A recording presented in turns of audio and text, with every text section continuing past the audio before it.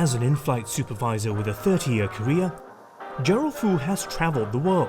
By the time he reached his mid-50s, he decided it was time to give jet setting a rest. Cheers.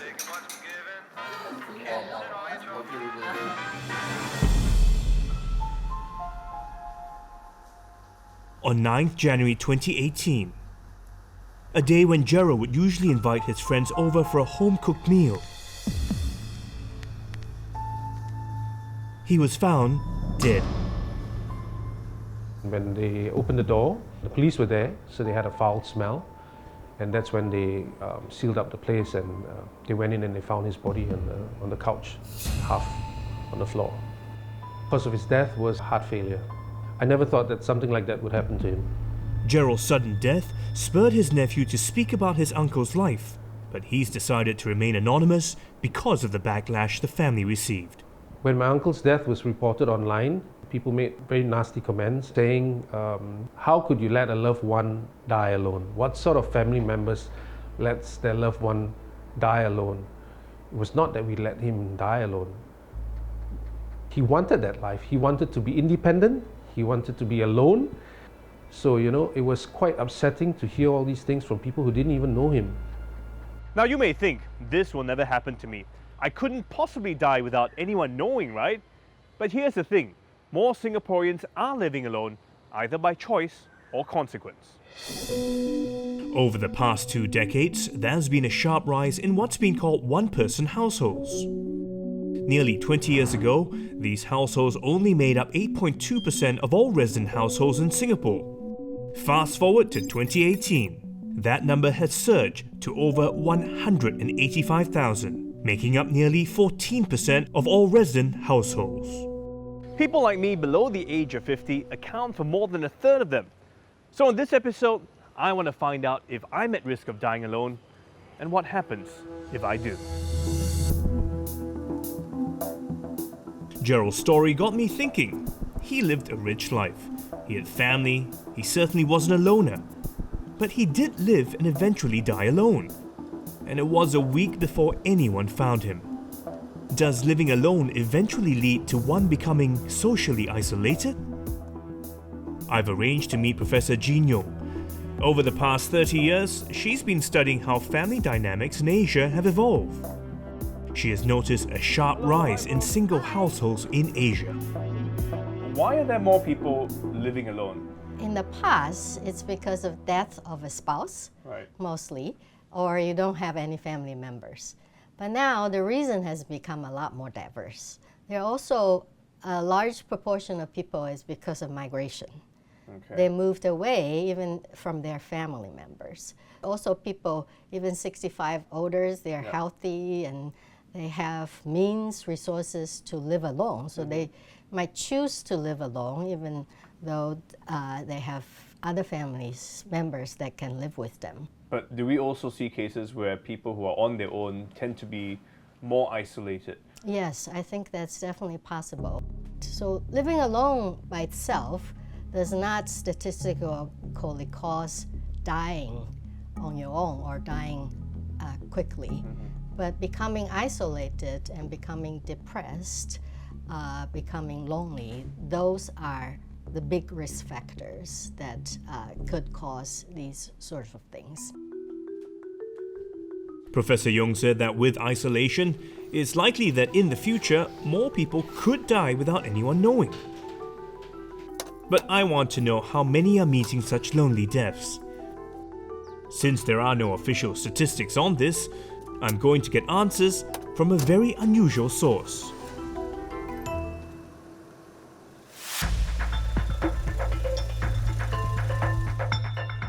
Lumiere isn't your typical cleaning company. They clean the homes of the dead. It's been offering post-death cleanup services since 2018. That's the type of specialized cleaning that is usually required in a crime scene or a suicide case. And in the case of dying alone, decomposition. Today, the company's owner Andrew Yap has asked me to join him in a cleanup. So before we start, let's suit up first. This for you. What is this? This is a decontamination suit.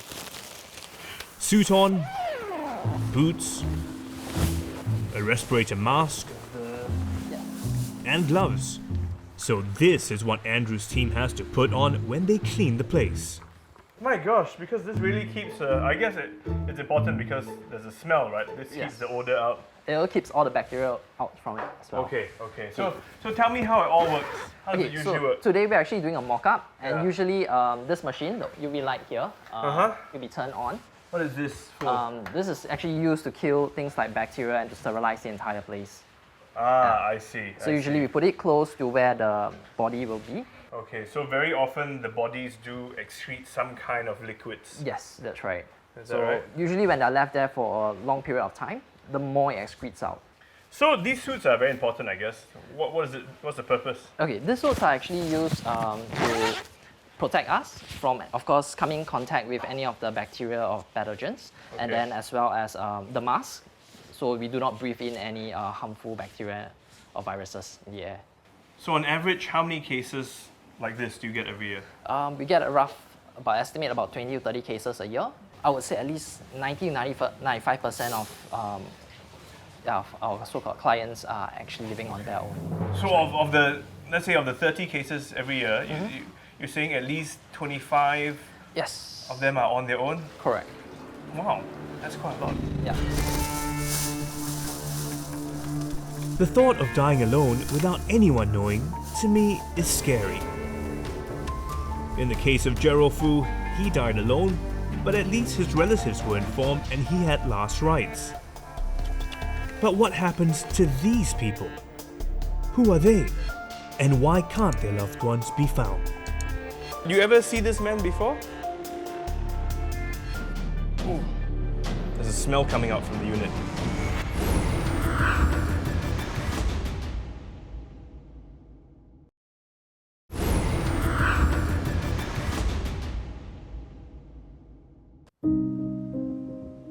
Living and dying alone. How common is that? I can't find official numbers, so I don't know how prevalent it is, or if it's especially so among the elderly. Our society is aging, so isn't this something we should be tracking? To get some answers, I've gone to the Duke NUS Medical School, where Professor Angelique Chan has agreed to meet me. She's been studying issues related to the elderly for the past 23 years. Are we seeing that there are more people dying alone? We don't have any accurate statistics on that, but what I think it might be is a reporting issue.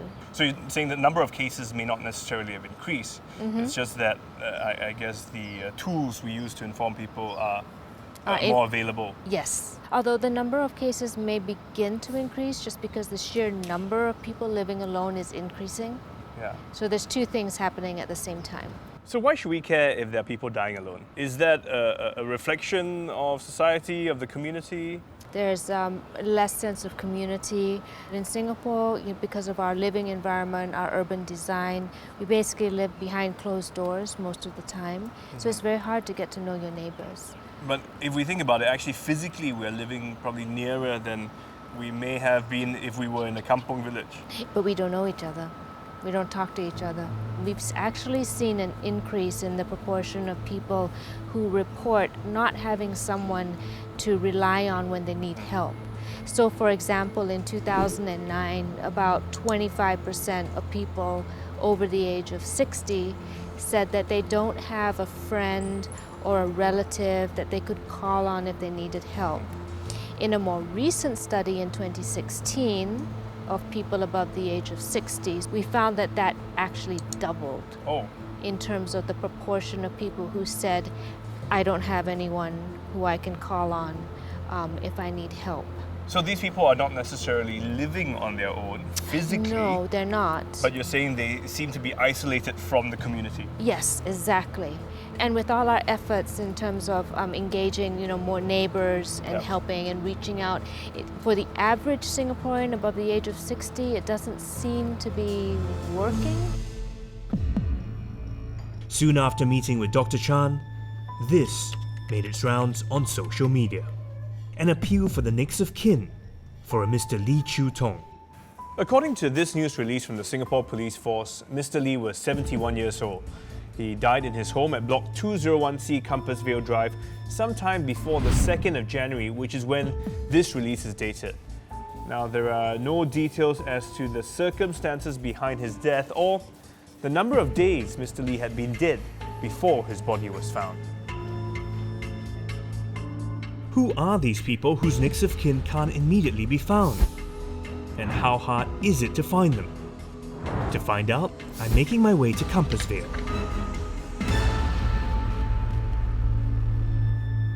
So we're here now in Block 201C, where this man used to live.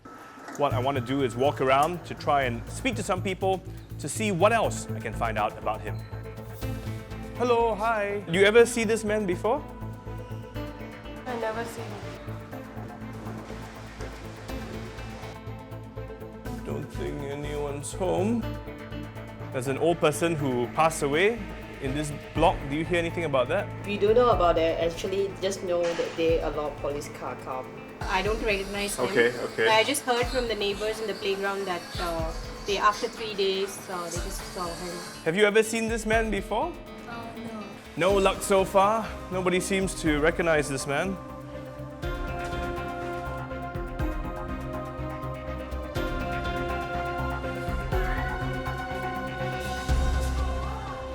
So this is interesting.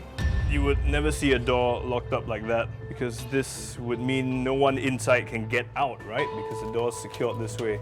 It leads us to believe that this could be the unit. The door just came slightly ajar. Ooh. You can still smell. There's a smell coming out from the unit. I can't see very much. I just see some rags on the floor, some dirty clothes. But you can definitely smell something. So, I think we can safely say that this is the unit that belonged to this man here. Did you hear about one of your neighbors passing away? Yeah, I know about it because I'm the one who looked for the RC. Did you know the man living there? We know him about more than 10 years already. Oh, okay. Yeah. And We've all... never since that. He seldom talk lah. He just seldom open the door. So we just say hello to him when we met him. And he's living by himself? As far as I know, he's by himself. As far as I know, I didn't see any people. I spent 2 days at Compassvale. Most of the residents I spoke to said that apart from the appeal that had been put online, the police never asked the neighbors about the man or his family.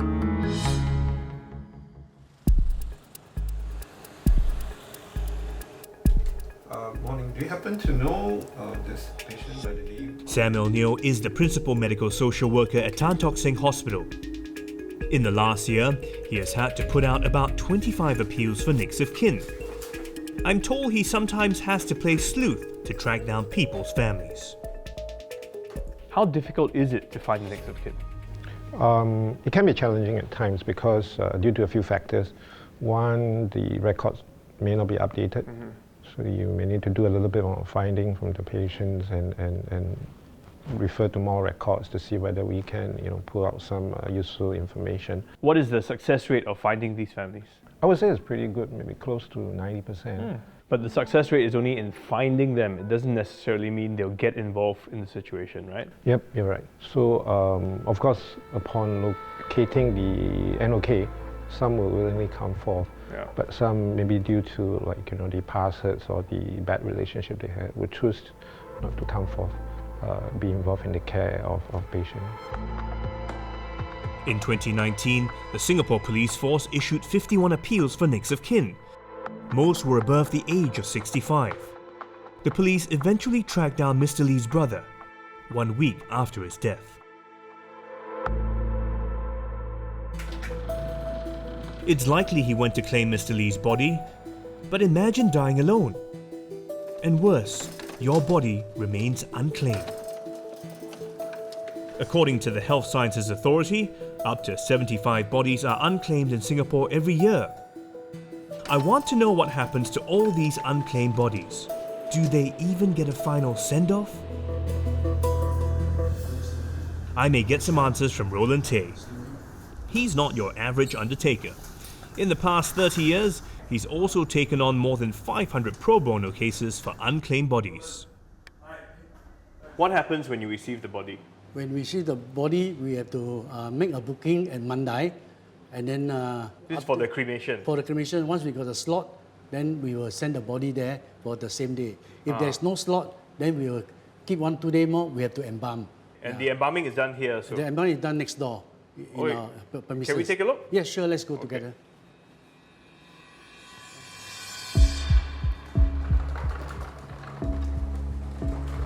Oh.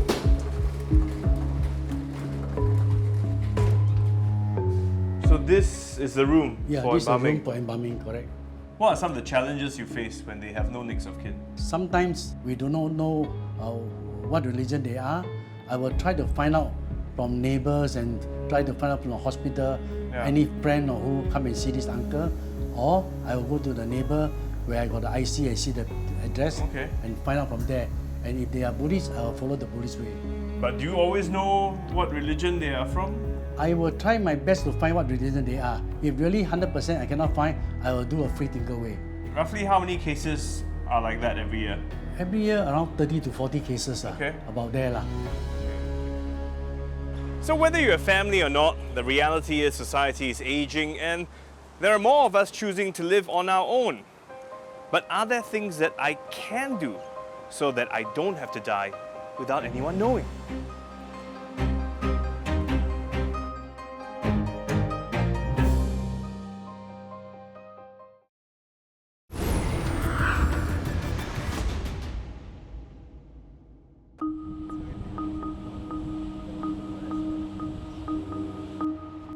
Japan, like Singapore, is an aging society, and many seniors live alone. Over 6 million of them, in fact. While there are no official stats on how many of these elderlies are dying alone, one Japanese magazine placed the number at 4,000 lonely deaths a week.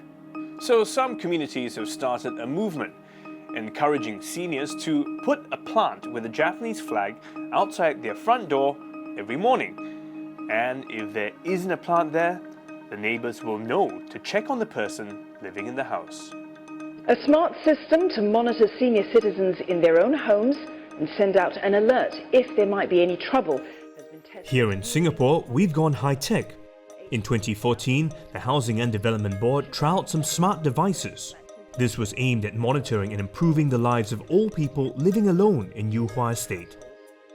One of the companies involved in that trial is TCAM Technology. This is a door sensor. The door sensor can put at the door frame. I've arranged to meet its company director, Tan Chuan Man. Hello, Mr. Tan. Nice. Hi. So can you tell me how this all works? This group of sensor, you try to pick up the elderly behavior, the day-to-day behavior. Let's say it's an elderly supposed to be wake up at 7 but didn't wake up. Okay, so the sensor will know. And you try to alert the children or neighbor or the next of kin. There's a pre-program and alert them on the abnormal condition. In other words, this is actually just a motion sensor. Yes, this is normal. Just a normal motion sensor. So can I test it out now? Can. Yeah. So let's say I get up and I'm a bit frail and I'm a bit wobbly and the system will trigger. You can hear there's a soft alarm and the message coming in. Oh, a message is coming through. And you can see that this message is meaningful to say that what is the problem, the condition, and the address, and the call number. This app also may send to the care service team, and the responder may come. Okay, so this is literally an SMS that is sent to our phone, right? Yes. Our mobile phone. It could be the children, the cousin, anyone you want to put on the list. So how has demand been for the sensors? Okay, when during the pilot phase at Yuhua, the response is very good. But over the time, subscribers start to drop out. Okay? And in fact, we have only a handful, very small group of subscribers. Did people tell you why they don't want to continue the service? Those elderly, sometimes they say they don't want to be monitored. Okay. Well, if people aren't comfortable about being monitored through technology, then I need to look for another solution.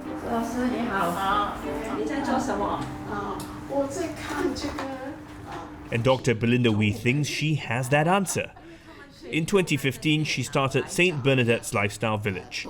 It's an assisted living home, which allows independent seniors to have a private space of their own while still living within a community.